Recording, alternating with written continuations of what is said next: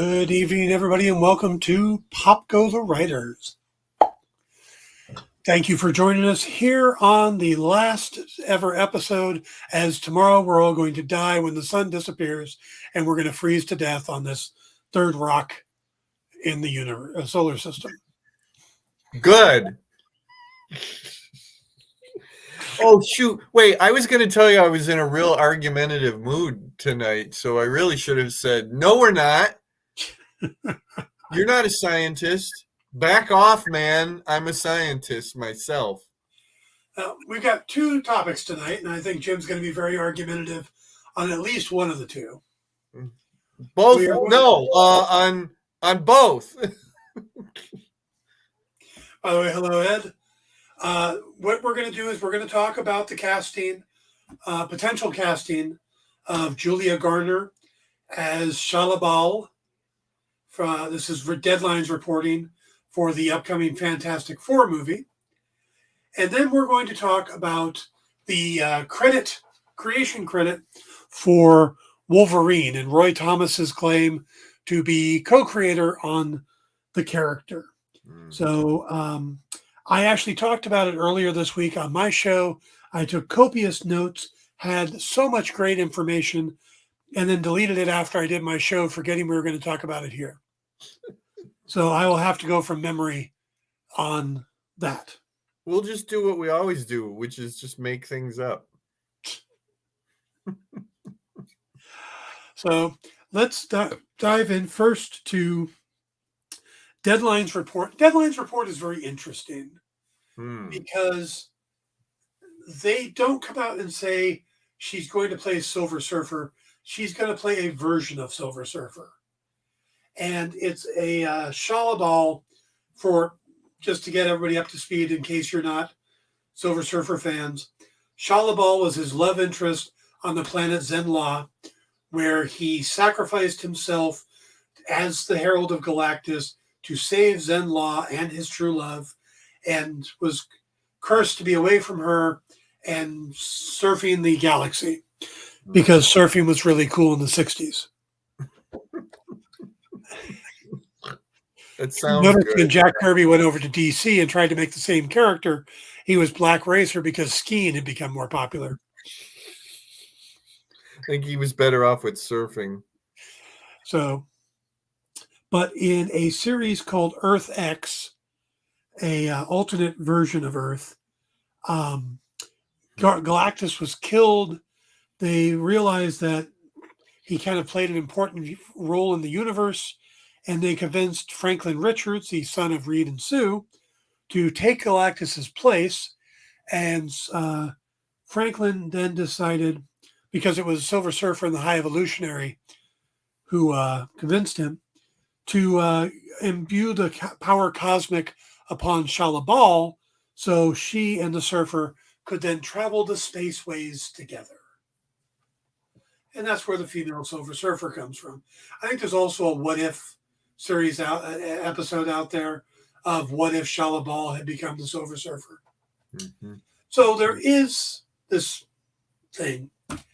And I'm going to go with, I've got my thoughts on it, but I want to go with Jim's here because you're a little older than me. Not like different generations. Just no, a little tiny bit, yeah. So I came in the mid 70s. Jack had already left for DC, and I started reading like 75, 76. You were probably a little earlier than that. Mm-hmm. So you have a stronger connection to the Fantastic Four than I do. Mm-hmm. One of the first Fantastic Four things that I got was the big Treasury edition, and it reprinted the Galactus saga. I mean, it was literally like one of the first Fantastic Four things that I'd ever read. I mean, I think we have to go off of what, more speculation than anything, because we don't really know. We know that she's been cast in the movie. I mean, I don't think anybody's arguing that, right? I mean, right. No, Deadline's a solid source. When they come out with something, it's usually pretty accurate, but Marvel hasn't commented. So okay. And I kind of think at this point that they might not want to. Is Deadline prone to, inciting riots or anything like that. Okay, very No, and they were specific to say she was Shalla-Bal, where a lot of other yeah. sites were saying, "Oh, she's just a Silver Surfer." Yeah, I mean, we don't. I mean, we don't. I mean, she's most likely Shalla-Bal. Whether or not she becomes the Silver Surfer. So, I mean, but going with my initial thoughts were, why why mess around at this point in the proceedings? I'm going to borrow something from something that I saw somebody else say, but it kind of put together thoughts that were in my head. Basically, they said we've had 3 movies with them changing things about the Fantastic Four, and nobody was overly happy with it. Like that's been the problem all along. Where I think that what Marvel really does need to do is go so far back to basics, it's not funny. Now they're up against a bad situation already. They've already had all these years of the Marvel Cinematic Universe with no Fantastic Four, when we all know that really the Fantastic Four is the thing that kicked it all off in the first place. So you have that problem. I've started to embrace your idea, which was have them be that they started in the past, something has happened, and now they're going to be brought into it.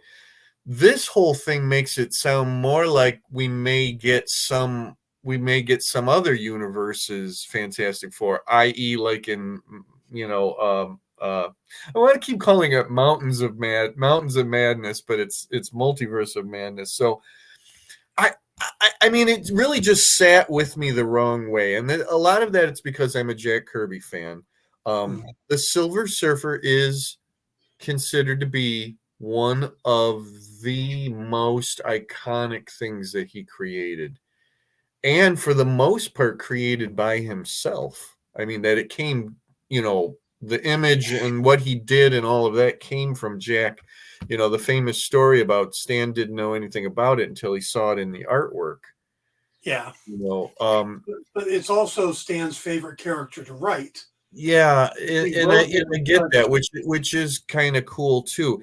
If if we get some kind of alternate version of the Silver Surfer, I don't see it that it should happen in a first movie. I mean, again, they should be distilling it down to the very greatest things about the Fantastic Four. I mean, this thing really needs to hit and hit hard. And if they're gonna start kind of playing around with stuff, if that's what's going on here, I also don't think it's a really great idea to start off with really anything to do with Galactus. I get it that they can have a Silver Surfer and have him, her, they be the advanced guard, and then you get to Galactus at some other point, but I just don't know.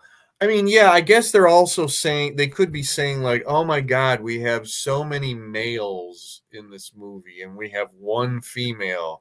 Who could we turn into a female for this?" And somebody says, I mean, for that matter, why not make Doctor Doom female? I mean, that's how I feel about that.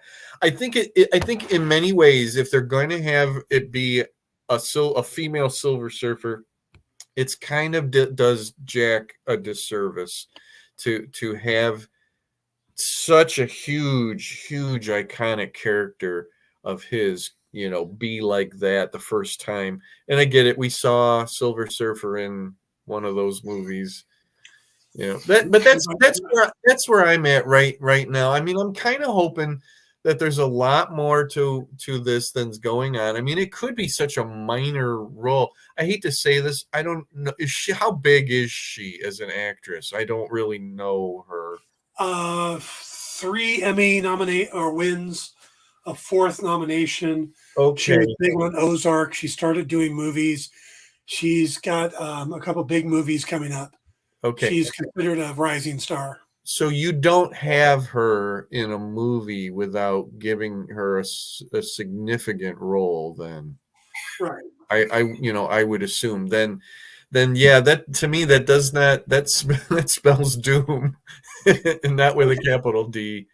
Yeah, All right, let me throw some stuff out at you. yeah. All right, throw First some. thing, I want to answer Ed's question, Okay. which is he says, have you heard anything about Antonio Banderas playing Galactus? What I have heard is I heard that rumor, but basically they're supposed to be looking for a Hispanic actor to play Galactus. Don't know why. Don't know what the reason is. But if you think about this, What? what if, Yeah. To coin a phrase. okay, first thing we got to look at Spider Man. Hmm. When Marvel took over Spider Man, what they didn't do was contradict any of the movies we'd seen before. Yeah. They didn't show Uncle Ben being Hmm. killed again. Hmm. We never even got an Uncle Ben. Hmm. They moved it far enough ahead that we could jump in and just get to the heart of the character. Hmm. We still haven't talked about Uncle Ben. We see like there's a suitcase that has BP on it. It's the closest thing we've got. There's a little tiny bit in there. I feel like there's something about Uncle Aunt May, that there's something about a sadness, or that we've lost somebody, you know. Right. Yeah, I mean, it's a little tiny bit in there. You know what? It's about it. It's in there about as much as him getting bit by a radioactive spider. Yeah. Yeah. They pare that down. So what if, and there's also been a rumor recently that Jessica Alba is going to return and appear as Sue Storm in Deadpool. Well, But they're doing all the Fox universe yeah, stuff. and I understand that, and you know what? That would be okay, because that's going to fit that movie, very well. All right. You know. So what people are saying is that the Fantastic Four is going to take place in the 60s. Mm-hmm. If you look at the designs of the two posters they put out, Mm-hmm. the one that introduced the characters, and then they put one out on the 4th for 4/4 of Johnny Storm flying over a city. You look at that city, it looks like a futuristic city from the 60s. Mm-hmm. It has that look to it. Mm-hmm. So that kind of leads into that feeling. Yeah. But if they do follow the Earth X and they decide they want a Hispanic to play Galactus, he's not really playing Galactus. What he's playing is Franklin Richards grown up to be Galactus, in which case having a Hispanic son for Pedro Pascal, who's playing Reed Richards, kind of makes sense. But I don't know. Pedro Pascal's about as Spanish as I am. You know what I mean? I mean, he has a Spanish name, but Antonio Banderas has an accent, and They're not saying they've hired Antonio Banderas. Yeah, They're supposed to be looking for a Hispanic, but that's just the rumor. Yeah. But something else that happened. Something else that happened that could shake this up, because we're all assuming that Shalla-Bal, who is playing a version of the Silver Surfer, is going to be the only Silver Surfer we get. True. There is an actor named Lakeith Stanfield who responded on social media after the casting of that with the simple tweet, or whatever we call it, on Instagram, said, thought it was going to be me, but IG. I don't know what IG, I guess. But I guess, yeah. Yeah. So Stanfield was pretty sure he was going to be the Silver Surfer. Well, he might still be. He might still be Norrin Radd. Mm. Nothing that says they can't have both in the movie.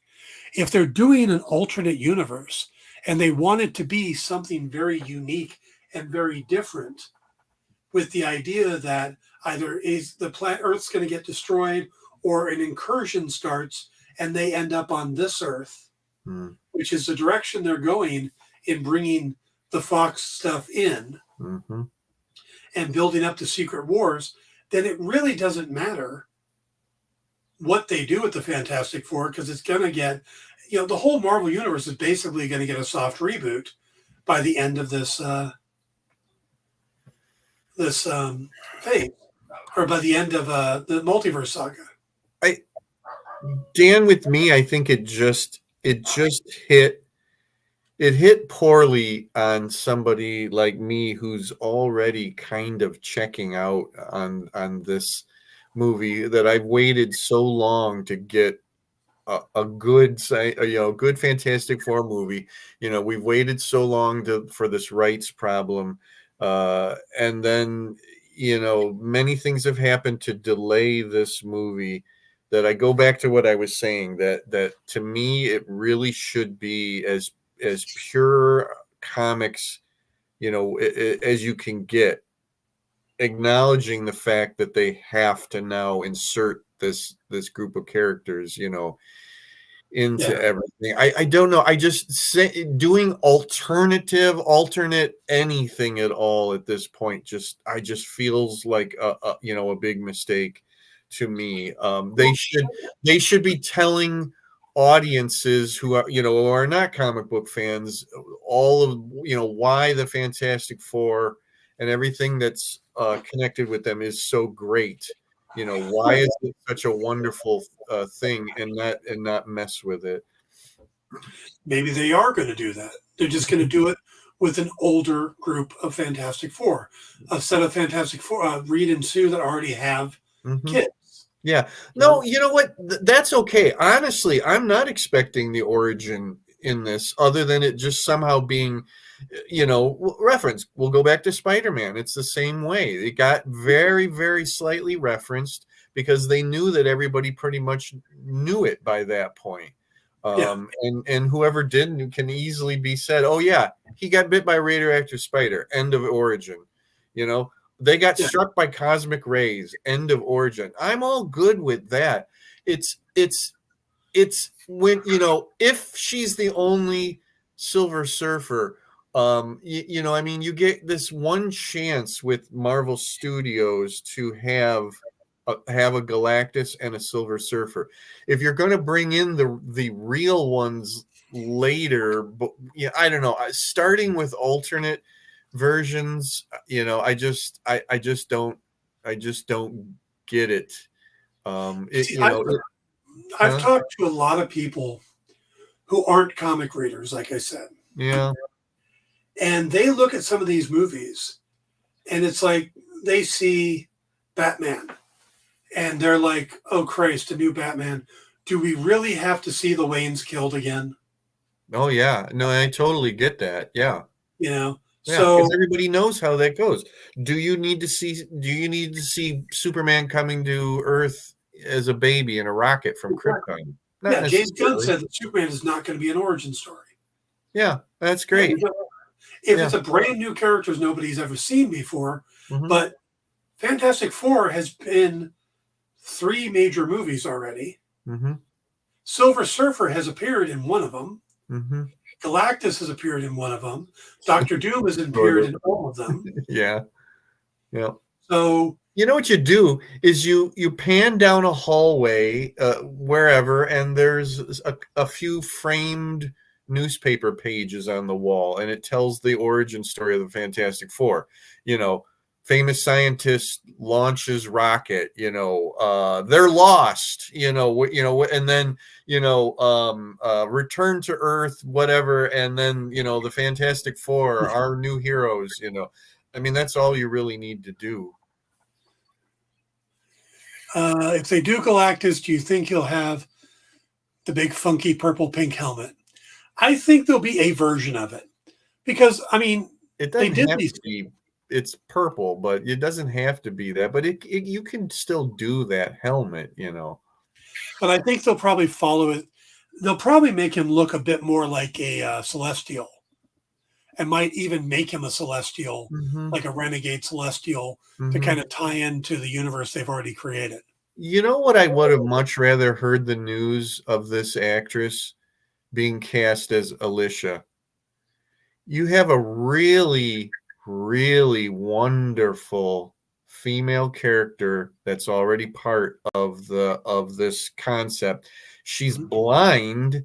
I mean, that's a bonus right there, for a character. And she loves Ben Grimm, a monster, and you don't have to make her the Alicia of in the beginning, you make her the Alicia more like today. Right now in the Fantastic Four comic, Alicia is considered to be more or less a member of the Fantastic Four. And Well, she's right there by Ben's side, and she does a lot of stuff as much as she can as a blind woman, but it's a really, really wonderful take on it, and it makes sense with everything we've seen before.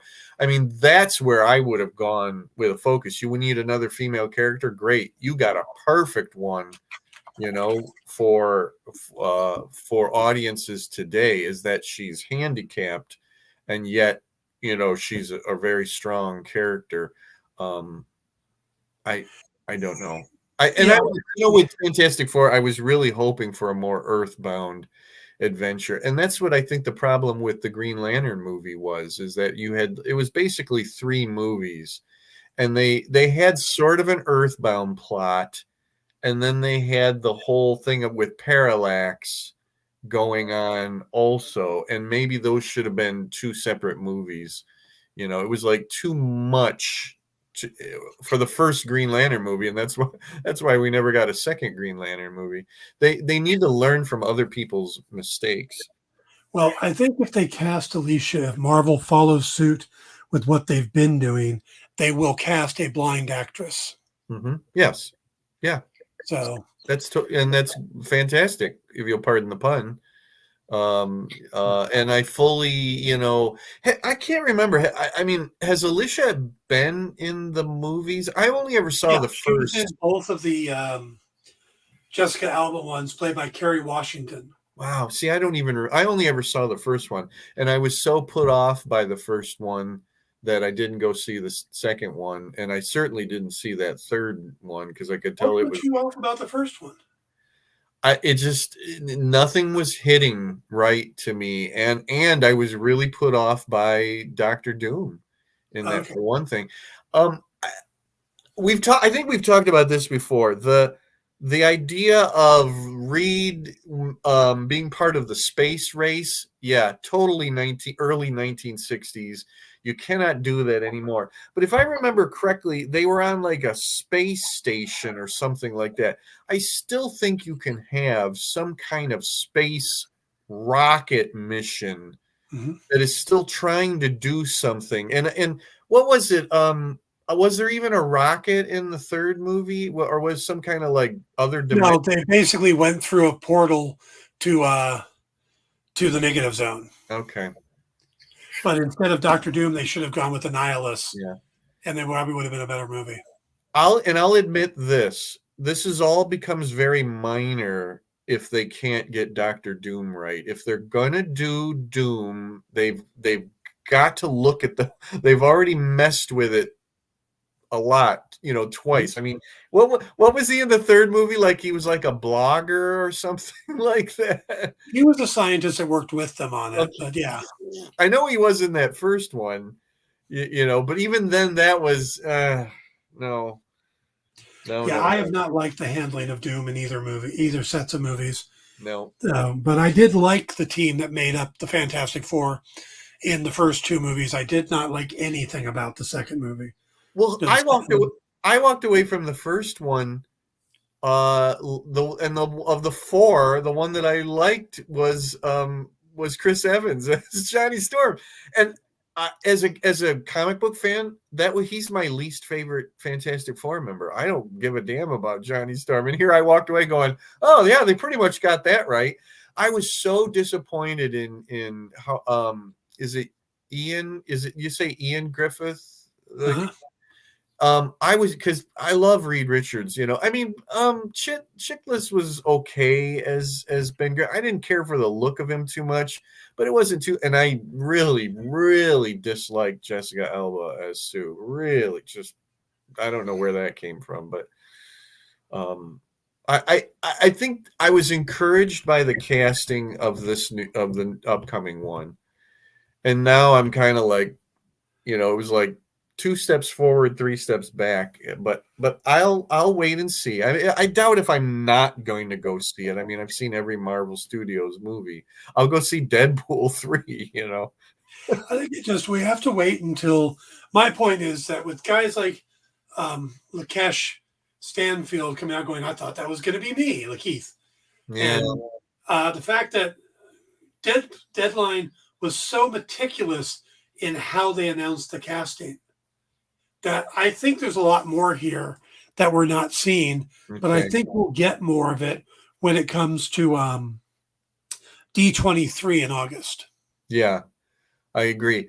Do you feel that like Deadline's announcing of it, like Marvel's not involved in that at all? Like, do you feel like Deadline went ahead and did that, and Marvel wasn't happy about it at all, and that's why there's no commenting, on it, that they Um, well, they did ask Marvel for comment, mhm. so they did it by the book, but Has the actress commented? not that I'm aware of. But Okay. we don't know where she got her information from either, Okay, or where they got their information. she should not be commenting, yeah, and on anything at all without Marvel's approval. I'm sure she's signed something that says, "I will not speak of this until it's officially announced." Yeah, So she's Deadline cannot claim an official announcement of anything. no, what they've said was, and I'm going to read their Okay. actual thing. Mhm. With the 4 actors set to play the iconic members of the super team, Marvel Studios, the Fantastic Four, now has its sights set on who will play Silver Surfer, and it looks like they're going with one of the town's biggest rising stars. Sources tell Deadline that Emmy winner Julia Garner is set to play the iconic comic book character in the Marvel Studios, the Fantastic Four. Um, Mm. WandaVision Helmer Matt Shackman will be directing. Da da da. While plot details for the film are unknown, sources say Gardner will play Shalla-Bal, a version of Silver Surfer from the comics. Marvel Studios had no comment. Now, there's still a chance that they're wrong.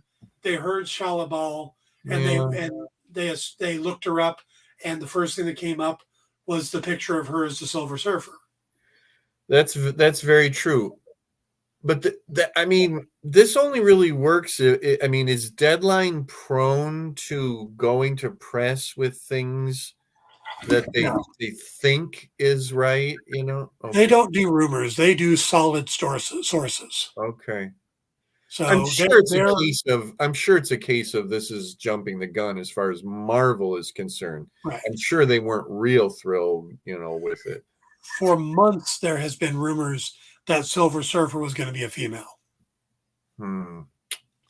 and that's been all the usual suspects: Daniel RPK, Mm, can we have toast and stuff like that. yeah, I can see from some people's points of view that having a female Silver Surfer might be good in terms of her interactions with Johnny.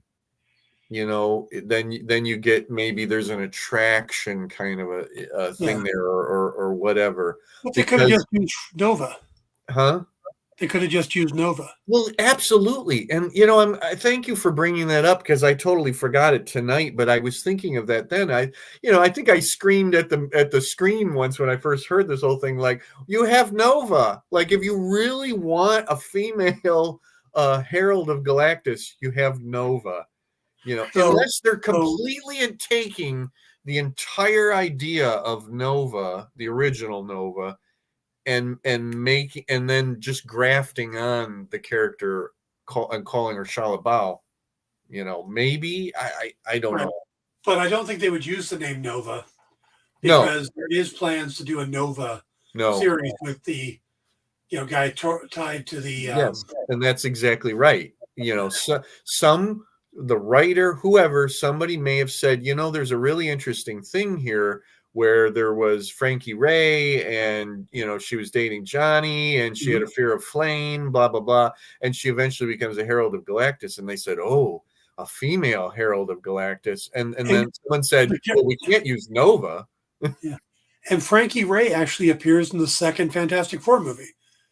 See, I wasn't there, so I don't know. Okay, all right. Let's go ahead and shelve this because I think there's still more information. Yeah, I get it. I'm getting excited about something, that we don't really know a lot of. But the initial report didn't go over very well with me. I need to hear iconic stuff. Yeah, Ed liked the Jessica Alba movies, but he didn't grow up reading the Fantastic Four comics, so he says, "I loved the Silver Surfer with Lawrence Fishburne's voice." And see, I feel bad about that. Doug Jones is the body of the Silver Surfer. Yep. He gets a lot of roles like that. Mm-hmm. He was Abe Sapien. He was Billy Butcher in Hocus Pocus. Mm-hmm. He was the creature with the eyeballs on the palms in Pan's Labyrinth. Mm-hmm. And rarely does he get to speak. Yeah. Yeah, they voice over. He's in Star Trek Discovery, right? Yeah, yes. Okay. Is he doing his own voice? Yeah, doing his own voice there. Yeah. And one of the things that helped was David Hyde Pierce did the voice of Abe Sapien in the first Hellboy movie. Mm. Refused to do any of the press, refused to get credited for it because he said that Dave Jones did all the work, Dave Jones. And then in the second movie, refused to come back to do the voice, to just use Jones. Yeah. And they did. Yeah, okay. So, all right, let's move on to the story that is angering a lot of people in the industry. Yeah. Roy Thomas, mm-hmm. when he was editor-in-chief at Marvel many years ago, had this thing where and I'm going to do it from my memory as best I can. Yeah. He was trying to grow the audience by introducing international characters mm-hmm. as mutants. Mm-hmm. He started with Banshee mm-hmm. because obviously Ireland wasn't reading enough comic books. He brought in Sunfire mm-hmm. to get Japan. Mm-hmm. And then he says that he decided he wanted to do something Canadian, came up with the name Wolverine, knew that he could introduce the character in the Hulk because it was one of the few Marvel comics that would leave New York City, mm-hmm. that took place outside of New York. So having a Canadian, maybe having Hulk go to Canada, that he needed to be grumpy, he needed to be short and Canadian. That was short, angry Canadian Wolverine. Wasn't Claus part of it or not? Okay. Right. Claus for mm-hmm. John Romita Sr. He mm-hmm. then took the idea to John Romita Sr., who was the art director at the time. He designed the Wolverine costume. Originally, the claws were meant to be part of the costume. Right. Mm-hmm. They didn't become part of him until Chris Claremont. Chris Claremont also gave him the healing factor and a bunch of other stuff. The Berserker Rage, the first name Logan. Mm-hmm. None of that was in the original. Then he gave the book gave the character to Len Wein, who wrote those Hulk episodes, issue 180, where he cameoed, then 181, and then cameoed again in 182.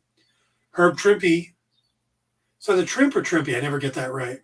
It's Trimpe as far as I know, and I'm pretty sure it's Len Wein, because it would be like Weinberg. We would say Wine. I think it's Wine. Herb Trimpe mm-hmm. Were the ones who did the comics, and then Wolverine was then moved into Giant Size X-Men #1, where he became a part of the X-Men, and went from there. So that was basically Roy's version of it. He said that he's been telling that story for a long time. Mm-hmm. Supposedly there's a historian from Marvel who has a copy of an interview where he tells that story from 1982. and Roy is now coming out and asking for credit. He says he isn't asking for financial compensation. That if Len and Herb or Len and John have some kind of money they get from Marvel, he's not interested in any of that. He gets money off of the characters that he created when he was writing, but he wants name recognition, you know. And this all came about because he did all that.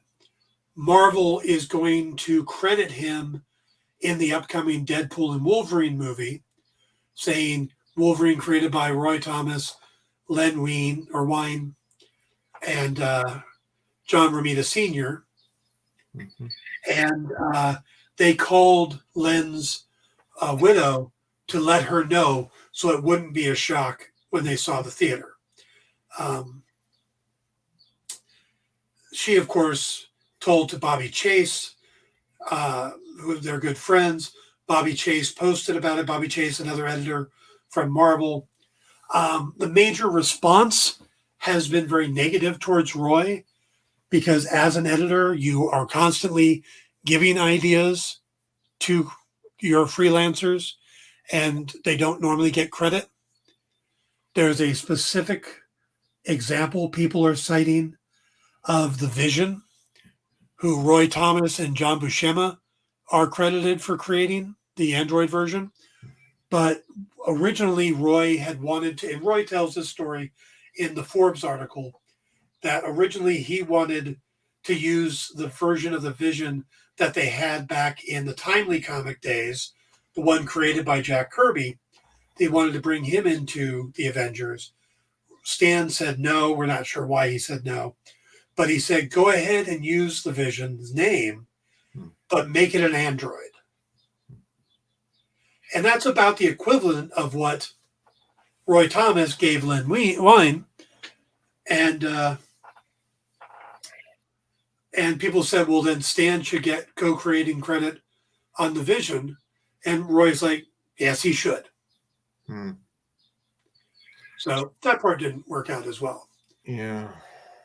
Now, there's a lot more to this story, but I want to go ahead and get your thoughts at this point. Yeah.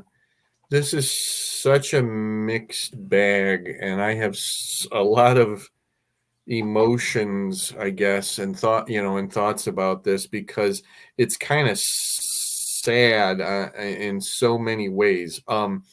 I've never been the biggest Roy Thomas fan as a writer. I mean, I respect his place in comic book history.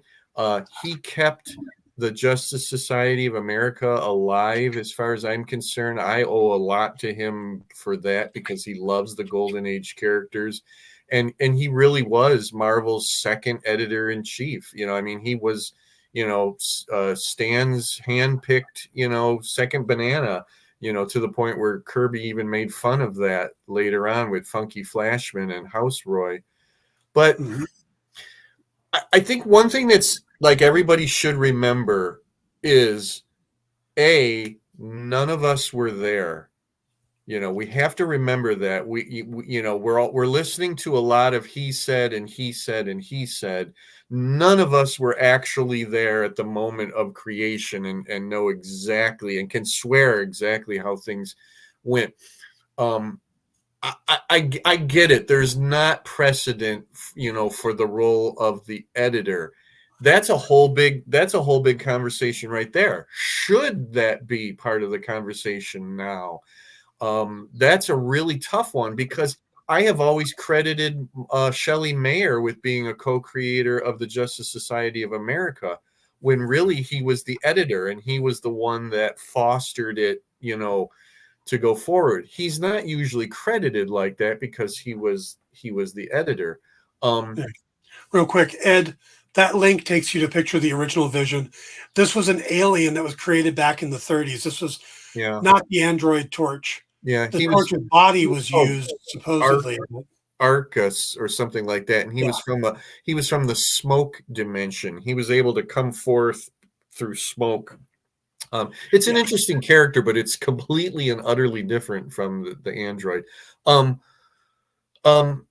here's another thing that I think of, because I have always said this about the creation of Batman. A lot of people would be very happy to take Bob Kane out of the credit Yeah. for Batman and just say it's totally. And I always go back to this. I say, if you take Bob Kane out of that equation, you don't have anything. He literally, it began with him. Despite what Bill Finger did and brought to it, it was still Bob Kane said, let's do a guy called Batman, and like he's going to have no powers or whatever. But so with Wolverine, you have to go to the same sort of outlook. If you take Roy out of it, there is no Wolverine. I mean, he literally said, let's create a Canadian hero named Wolverine. I don't know if anybody else would have gotten to that point where it sprang out of their head to start off by saying, let's create a, character. Funny you should say that. Okay. All right, we're going to get to that. But first, I want to give two other examples. You know who Julia Schwartz is, right? Absolutely. Okay, Julia Schwartz is DC editor extreme. Mm-hmm. He and Carmine Infantino are probably two of the biggest driving forces over at Indeed. DC. Indeed. Absolutely. Julius is the one that decided to put all their best heroes together in the Justice League. Mm-hmm. Yep. But there is a character that Julius did similar. He went to Denny O'Neil and Neil Adams and said, Batman needs a Moriarty type character. Mm-hmm. Okay. And I want him to have a name, and gave the name Ra's al Ghul. Mm-hmm. So when you look up the creation of Ra's al Ghul, yeah, it's credited as Denny O'Neil and Neil Adams. Yeah. But Julie Schwartz is credited for coming up with the concept and the name. Now, it's hard not to know that it was Julie Schwartz because it's such a Lovecraftian name. Mm. And prior to working for DC Comics, Julie Schwartz was a book promoter. Mm-hmm. And one of his major clients was H.P. Lovecraft. Yep. Yep. Yep. Now, so Julie doesn't get credit for Justice League. He gets credit for, but I think that was a lot of Denny and Neil putting that forward. Yeah. Now, I agree. That's kind of a similar situation. And then that goes back to this question, okay, do we as a society need to decide on whether or not the editor should be credited as a co-creator if that was their role in it? Here's okay, so this may look like I'm really supporting Roy in this. I am really wondering why now. And the only thing that I keep coming up with is that Roy is feeling his mortality and decided that enough was enough. I want to be credited for this. If he's being honest and saying I am not asking for money, whether or not Marvel's deciding to give him money, I don't know. Len's widow has a legitimate beef right here because it has been so long. We have gone all this time with Len and John. Now I can't remember, is Herb credited at all? No, Herb is not. And that's because he didn't design the costume. He's just the first guy to ever draw Wolverine in a story. Okay, now there's a lot more I want to add here. Okay. First off, there's a couple people who have had Herb Trimp say that Roy Thomas was the one that created Wolverine. Yeah, and I've been reading his quotes. He doesn't mince words about it. He said that's and his story has never changed over the years. Right, but there's a lot more here. Yeah. Also, if you question whether or not Roy Thomas should get credit as an editor, John Romita Sr. at that time was the art director, and the argument against Thomas is that he was paid as an editor. He was a staff position was supposed to help do that. So was John. So shouldn't Herb and Len get the credit for the creation as the freelancers who did the book? See, it opens up a kettle of fish. But I'm gonna take it to a completely different level because of what you said, that Roy was the one that thought, let's have a guy named Wolverine. Let's make him Canadian. Okay. Mm-hmm. Number one, Roy loved how Len wrote accents. Mm. He had commented about that. I don't remember what character it was. Mm. So the odds were that he was going to, get him to do an accent. Mm-hmm. But the Incredible Hulk was already going to Canada in the current storyline when Roy came up with Wolverine. Yeah. So making him Canadian could have just been, well, he's already going to Canada. Yeah. So had he been going to Mexico, Wolverine could have been a Tasmanian devil. Mm-hmm. A chupacabra. Okay. But there are two things that really gum up the works on this. The first is an issue of FOOM, Friends of Old Marvel, the fan magazine that Marvel published. And Roy was a consulting editor on. In issue 2, they had the results of a contest, and that they had started in issue 1. And the contest was to have the readers create their own superheroes. Ooh. And in it, yeah, there is a gentleman named Andy Olson who sent in a character named Wolverine, who had a metal skeleton, a healing factor, and he got the metal skeleton through experimentation. Oh, I don't, honestly, this is the first that I've heard of this. Yeah, and you can see the art online. What's the timeline? It came out a full year prior. It came out in 1973. Wolverine got introduced in 1974. Ugh. Okay. That's not good. No.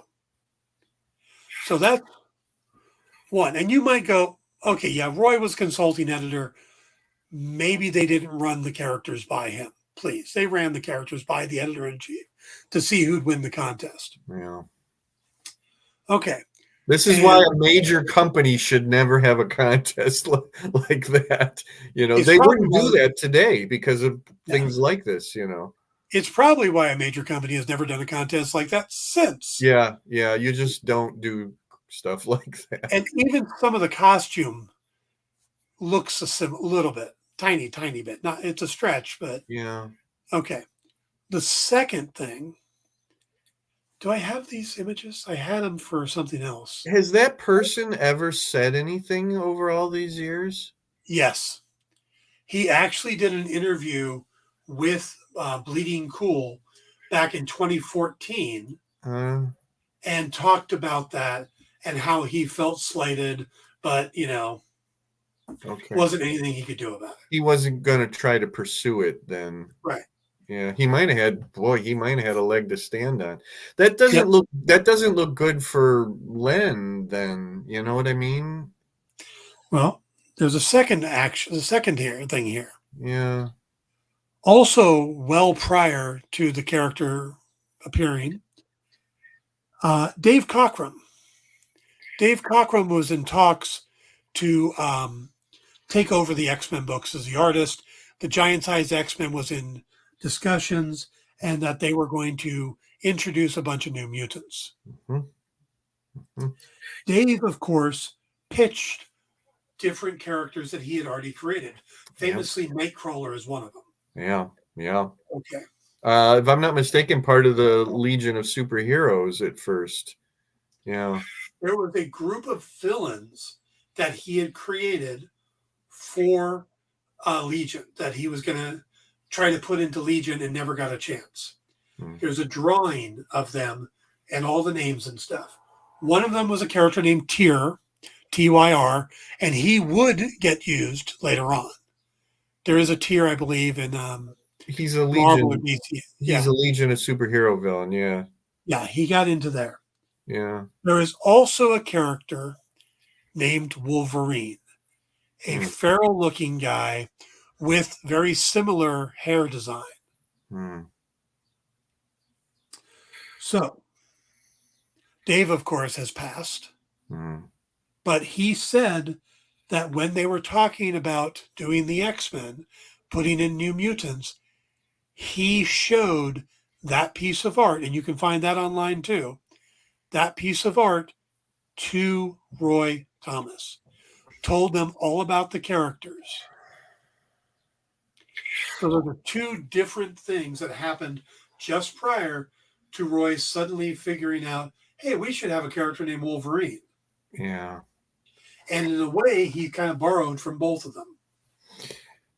There is some chance that he didn't recall, those things stuck in his brain, but he didn't recall where they came from. I mean, that's egg on his face if he's still to this day claiming that it came completely from him, and probably knowing that those things are out there. I don't envy the Marvel staffers or their lawyers. I guess it would be their lawyers that have to weed through all of this stuff. I mean, we're in a day and age where every single character, we have to know exactly who created it because of these credits that are going on. Has Roy commented since the controversy has started? I mean, Yeah, he speaks in Forbes magazine, oh, okay. and that's pretty much what he had said. Oh, I do have those images. Hang on. Okay. That he's sticking with his story. Yeah, pretty much. Okay. I mean, he's not is he saying, "Oh, I never saw those other things?" Is that, I mean, He didn't mention those in the article. okay. Roy is no spring chicken. I know his memory is better than Stan's was, because Stan had that notorious bad memory. Whether or not that it was real or it was just a way for him to get around things, I don't know. But this is again, I'm going to go back to saying, Dan, it's a sad, sad story because there are too many things going on here, and you don't want anybody who should legitimately get credit to not get credit for such a huge character. But yet, we weren't there. We have no idea. I don't think I've seen this before. That's interesting. The Wolverine by Andy Olson. Yep. And as you can see, the metal skeleton. Yeah. Doesn't Yeah. look much like a Wolverine, does it? But No, still. but look on the back. You've got kind of the back pattern of a Wolverine. Yeah. Okay. So that's the Oh, first one. ouch. Yeah. And then, do you see that one? It's still the Andy Olson thing. Okay. Hang on. Let me. Okay.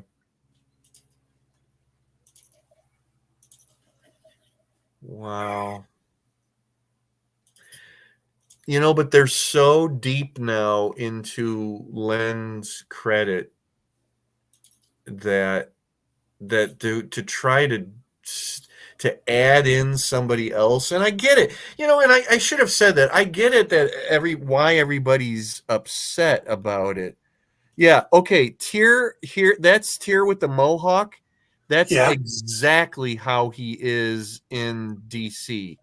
That's a And complete translation. That's Wolverine, right? I have yeah. seen this before.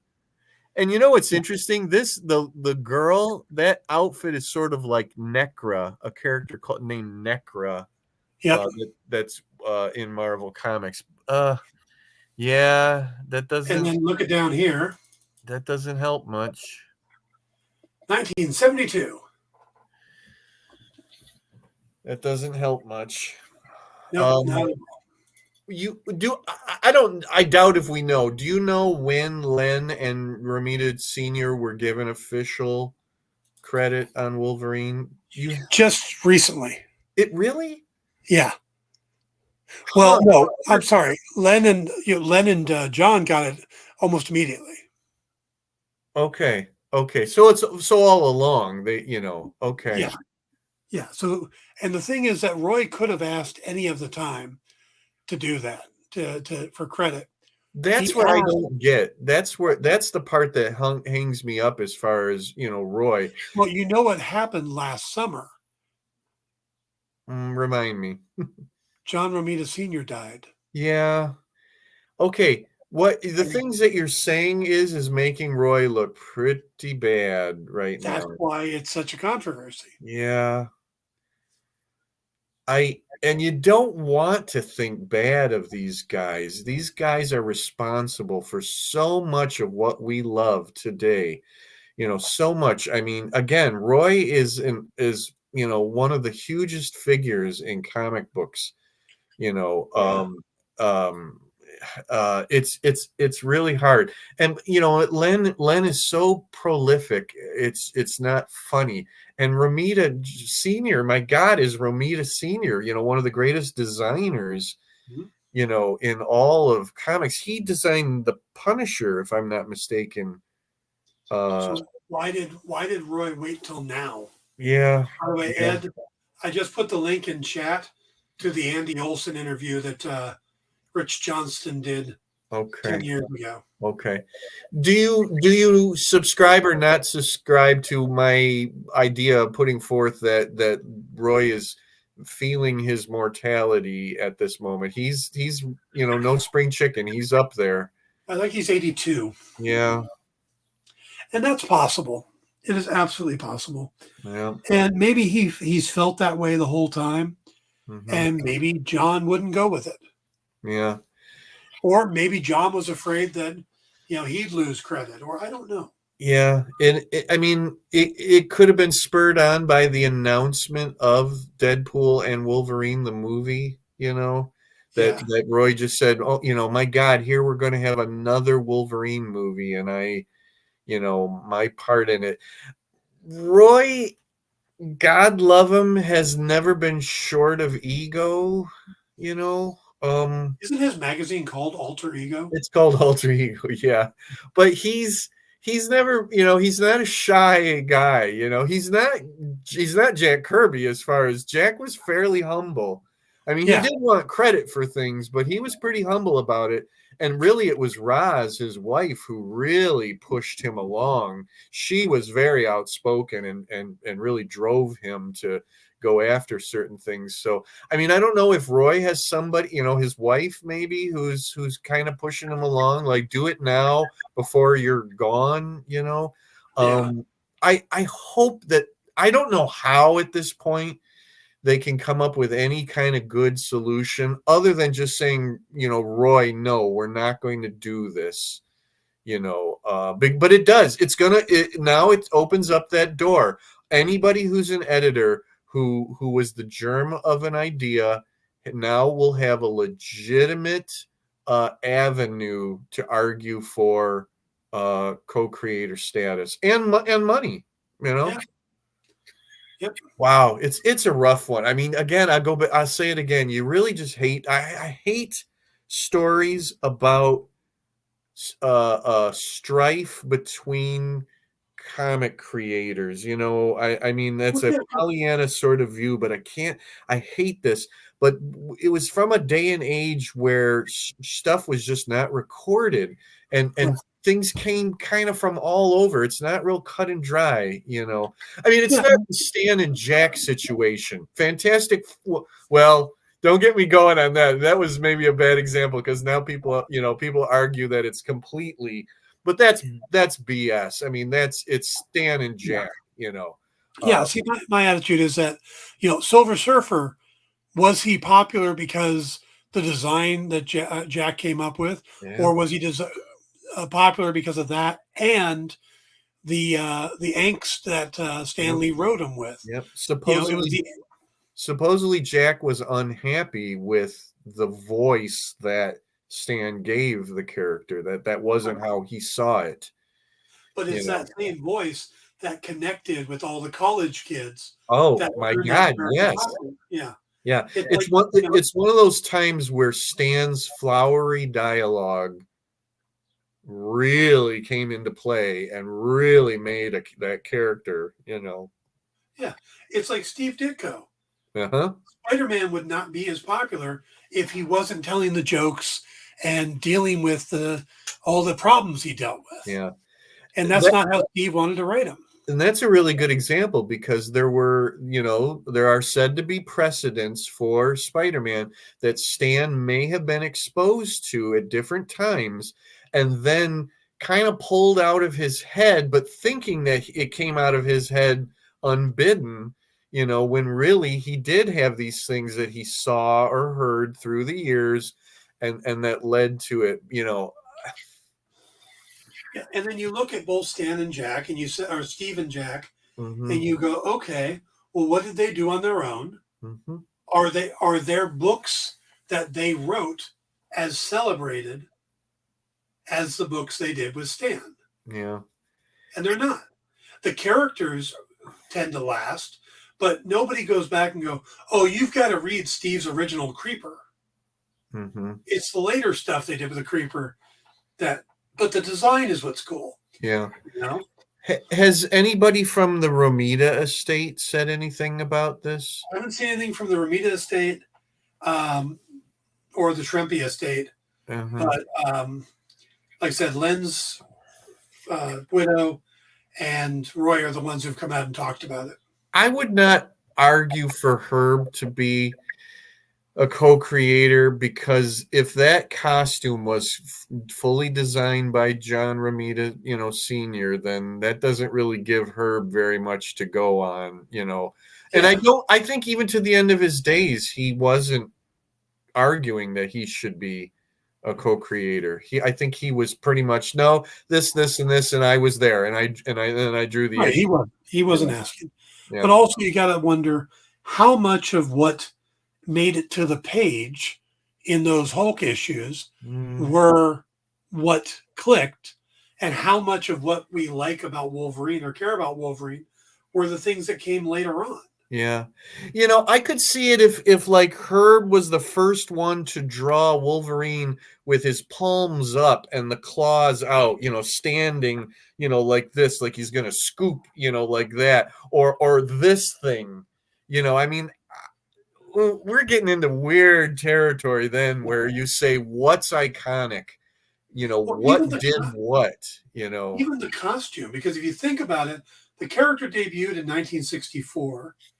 The costume got a tweak between the Hulk appearance and how Dave Cockrum drew it. Mm-hmm. And then in 1980, they completely changed it to the brown and tan costume. Mm-hmm. And normally when a costume gets changed, everybody loses their flippin' mind. Mm-hmm. No one cared. Who came up with the, he had a very, his headgear thing, it only had very tiny little ears on it. Who was the one that gave it where it flared out more? Was that Cockrum? That was who? Dave Cockrum. Okay, not John Byrne. So it was Cockrum that did that. I mean, that's iconic. I mean, if you look at looks a lot like his version of Wolverine from the drawing. Yeah, I mean, there was a thing on Romita's original thing that made it almost look like whiskers here. I mean, Yeah, those are long gone.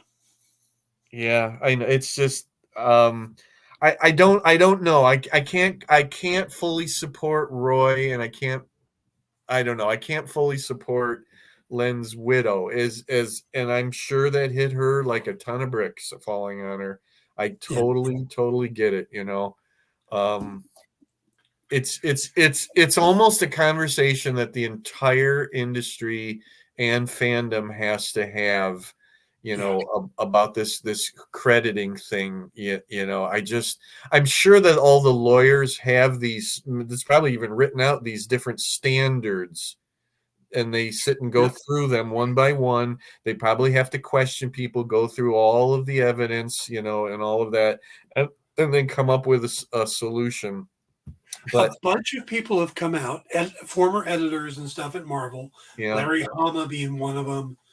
Ron Mars has come out and talked about this. yeah, And the whole idea is that editors don't get creative credit. yeah. I But think we have shown in the case of Julia Schwartz and Ra's al Ghul that it does happen. yeah. I think at this moment in time, I'm probably leaning towards Roy. It's too little, too late. This is just not, the thing to do at this point in the game, and especially you look really bad by having everybody else involved is deceased now. You Yep. know, maybe it's like if you had spoken up way early on and presented your arguments, I don't know. Maybe this would be a moot thing altogether and editors would have been getting, credit all along. But what I would say? I would say, Roy, you are responsible for so many things and you're being credited with so many other things. Maybe this is one thing that you should just, let go and be happy with the idea that everybody knows that you were the editor at the time. I mean, sorry, buddy, but it's probably just too long after the fact. Ed brings up something. He says, my dad bought me an old Journey to Mystery called The Spider Strikes. Always thought this was the first idea for Spider-Man. I still have it. Got it graded so it wouldn't fall apart. It's cool that you got that from your dad and you got that graded. There's a good chance the Spider, maybe that one, or Spider-Man himself, was influenced by an old pulp character from Alias the Spider. Yeah. Stan has always said that the Spider pulp novels were one of his favorites. So again, you can see where he pulls that, he's always told the story about supposedly seeing the fly on the wall, and all. I mean, yeah. I love that story and I love the way he tells it and everything, but I don't know about that. That's, I don't, maybe that's a small part of it, but yeah, I could almost see that. Stan was a big fan of the original pulp characters, Yeah, and Stan was a salesman. Uh-huh. He knows how to sell it, turn a tail. And yeah, there is also a DC character called the Spider. And one of my 100-page super spectaculars when I was a kid actually had a reprint from him. He is absolutely nothing like Spider-Man, but he's called the Spider. He had this blue and yellow costume.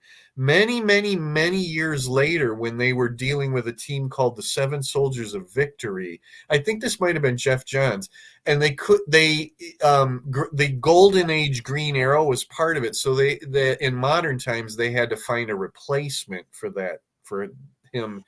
That I think it was Jeff took this old version of the Spider and put him into that place, and it didn't stick. It wouldn't, it didn't last, and we never really got that ever again. So there were characters out there called the Spider, Yeah. And then there's that thing about Kirby having something to do with a character called the Golden Spider. And well, he originally created the Fly. The Fly, yeah, but there was another one that C.C. Beck had some part in. C.C. Beck, the co-creator of Captain Marvel, Shazam, Captain Marvel. There's stuff out there with that. It's, you know what it is? It's in Jack or Joe Simon's autobiography that he talks all about that, but it never got published, and it was about a kid. It was kind of almost like a Captain Marvel thing where a kid turned into like an adult character or something like that. Yeah. See, I think what happened is Stan came up with the idea of doing Spider-Man. Where he got the idea, who knows? Yeah. Gave it to Jack. Jack started using the thrown out character, the not used character. Yep. It wasn't what Stan had in mind. He then turned to Steve Ditko, who drew the character a little more like a teenager. Yeah. And very spidery. If anybody was perfect for drawing something spidery, it's Steve Ditko. You know, he was kind of like the reverse of Kirby, where Kirby's, blocky, bricky characters, Yeah, and then everybody, Steve all the Ditko's Ditko's, people were yeah, Langley and gaunt. yep, Gangly, that's the word I want. yep. All right, well, I think we've covered the hell out of that topic. Yeah, and honestly, with no good solution, it'll be interesting to see what else, if anything else, comes of this. Because at this point, we only have one person's word to take on it. Yep, that's true. We don't know whether it's true or not because there's no backing information. And there's a lot of sources that he hasn't even talked about, like seeing the Dave Cockrum characters or the Andy Olsen creation. Yeah. Did that influence him? Yep. How does he, when Dave Cockrum says, I showed you this, beforehand and has the art, or, this was published in a book you were the consulting editor on. I think what's going to happen is it's going to probably get quiet down some. And then when the movie actually comes out and the credit is on the screen, it's all going to start back up again. And we're going to hear, we're going to go through this all over again too. Probably. Yeah. Yeah. So, all right. Well, that was a good topic. Two good topics. We should be so lucky because any one of those could have been our whole, talk. Yep. We have to figure out what we're going to talk about next week. Well, let's just hope another controversy rears its ugly head. Please, comic industry, give us another controversy. Ugh. Yeah. There's a couple topics I stay away from, a few things that happened recently that if you know about them, they're subjects that I really don't want to get into.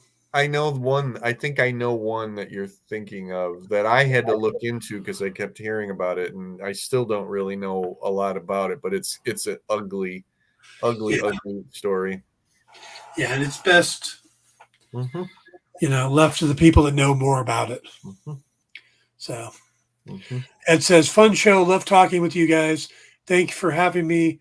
Have a great week. I'm not sure if I'll make your Thursday show live or not." Oh, I'm sorry, Ed. I'm very sorry to hear that. Yeah. So, my best to you and your family, Ed. I am sorry. So, all right, we are going to wrap it up.